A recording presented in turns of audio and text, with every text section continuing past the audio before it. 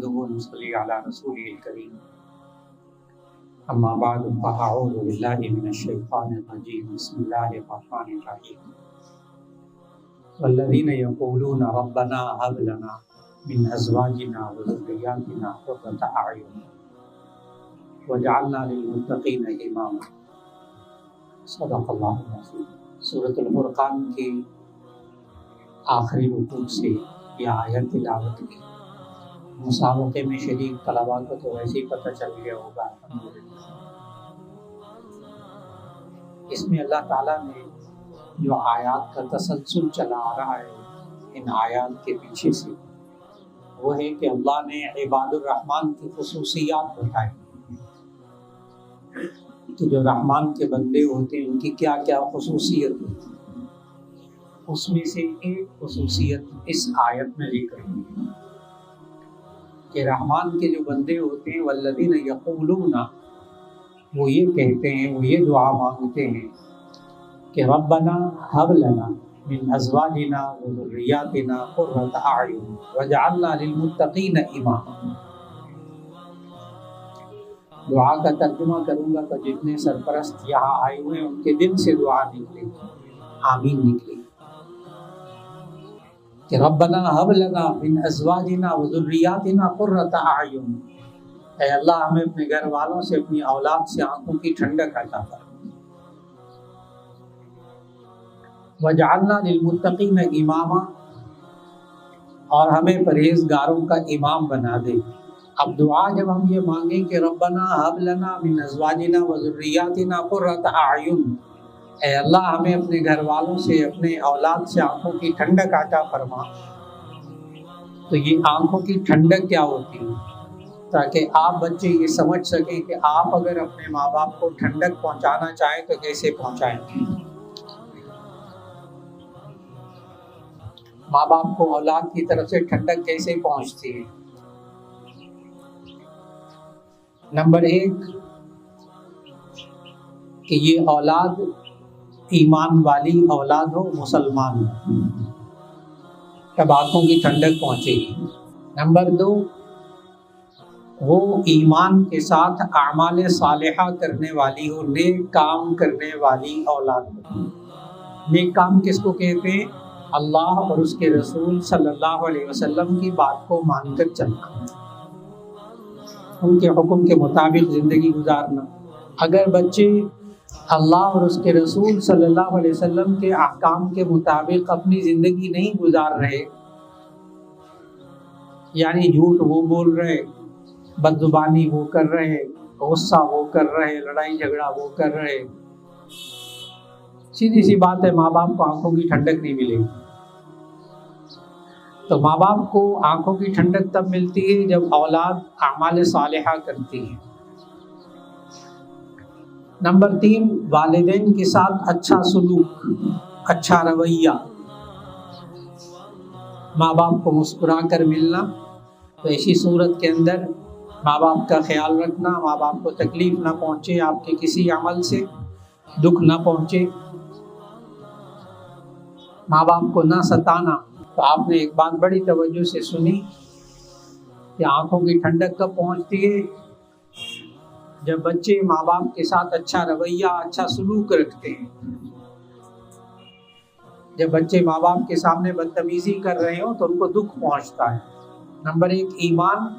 Number دو اعمال صالحہ، اچھے کام، نیک کام کریں گے، ماں باپ کو آنکھوں کی ٹھنڈک ملے گی۔ نمبر تین، اللہ نے حکم دیا وبالوالدین احسانا، والدین کے ساتھ اچھا سلوک کرو، اچھا رویہ رکھنا، اچھا سلوک کرنا، اس سے ماں باپ کو آنکھوں کی ٹھنڈک ملتی ہے۔ نمبر چار، کہنا ماننا، کہنا ماننا۔ مجھے بڑی مشکل پیش آ رہی ہے، بخاری شریف جن لڑکوں کو پڑھاتا ہوں 8 سال وہ مدرسوں میں پڑھ کر آئے ہیں، مجھے مشکل پیش آ رہی ہے ان کو اس لائن پر لانے کے لیے کہ وہ کہنا مان لیں۔ بہت حیرت اور بڑی فکر کی بات ہے۔ مثال کے طور پر میں بخاری شریف کا سبق پڑھا رہا ہوں، تو اب ظہر کے وقت نماز ہونی ہے،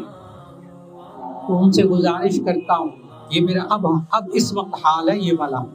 ان سے گزارش کرتا ہوں کہ دیکھیں اب آخری سبق کے بعد تیپائیاں اٹھا کر اپنی جگہ رکھ دیں، یہاں نماز ہوگی مسجد میں، 800 لڑکا وہاں پڑھتا ہے میری ایک کلاس میں،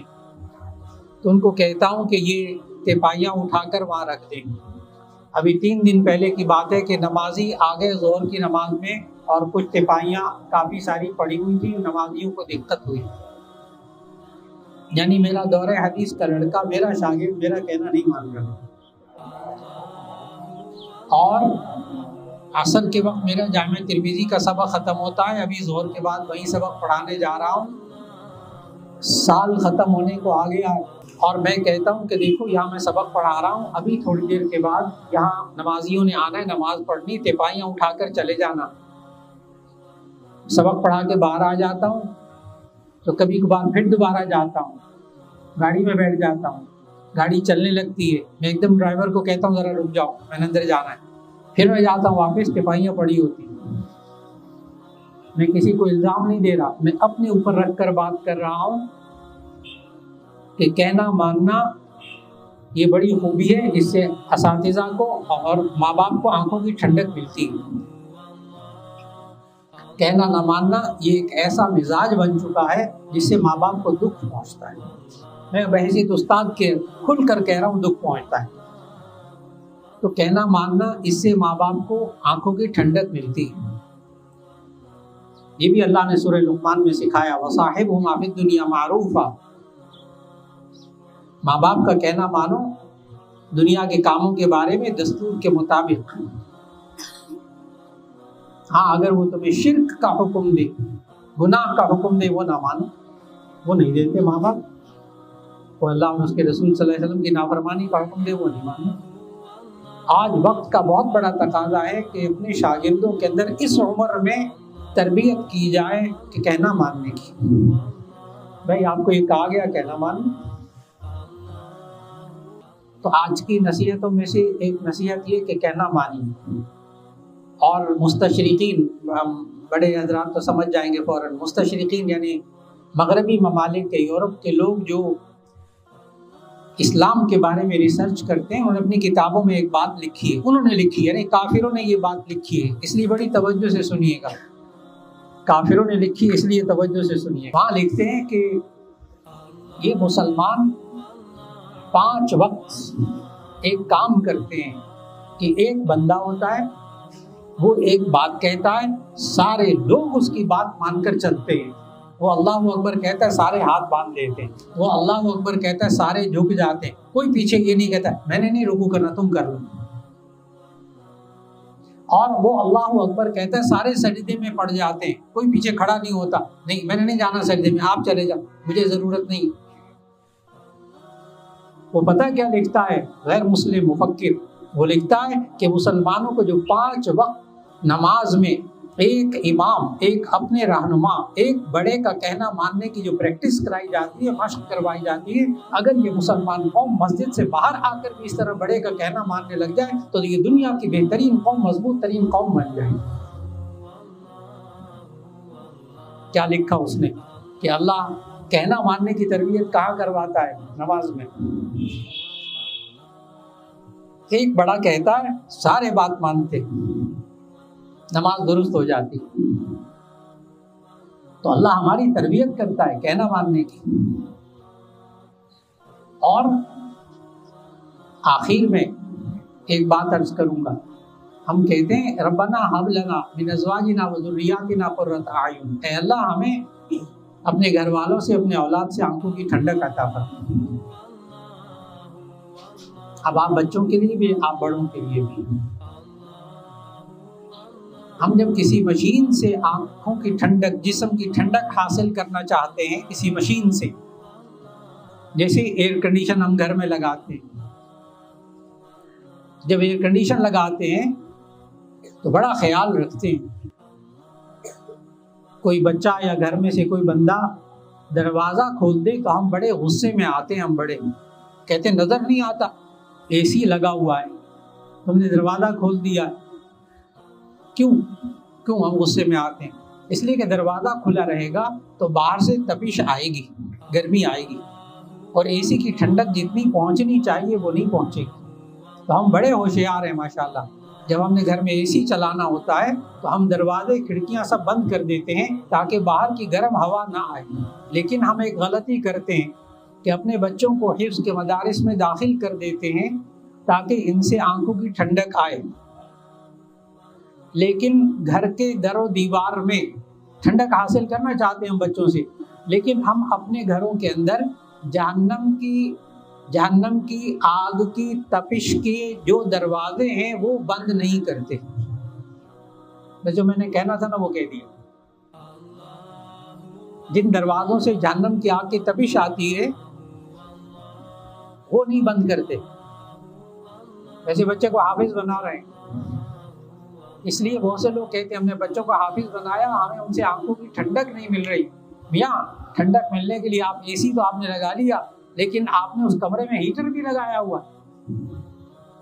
جہنم کا آتش کدا، سمجھ گئے سارے؟ جہنم کا آتش کدا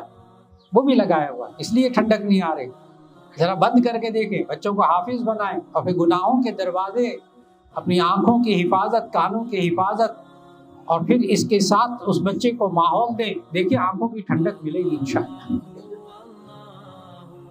تو آج کے درس میں صرف اتنی سی بات بس، کہ سب دعا مانگا کریں، ربنا ہب لنا من ازواجنا و ذریاتنا قرۃ اعین، اے اللہ ہمیں اپنے گھر والوں سے، اپنی اولاد سے آنکھوں کی ٹھنڈک عطا فرما، اور یہ آنکھوں کی ٹھنڈک صرف اس وقت ملے گی جب ہم ان بچوں کی مشینوں کو اللہ اور اس کے رسول صلی اللہ علیہ وسلم کے حکم کے مطابق چلائیں گے تو ٹھنڈک ملے گی۔ اس کے علاوہ کوئی چارہ کار نہیں، کوئی راستہ نہیں۔ اور الحمدللہ حضرت مولانا حافظ ابراہیم نقشبندی صاحب دامت برکاتہم اور ان کی پوری ٹیم اسی پر محنت کر رہی ہے، الحمدللہ خوب محنت کر رہی ہے۔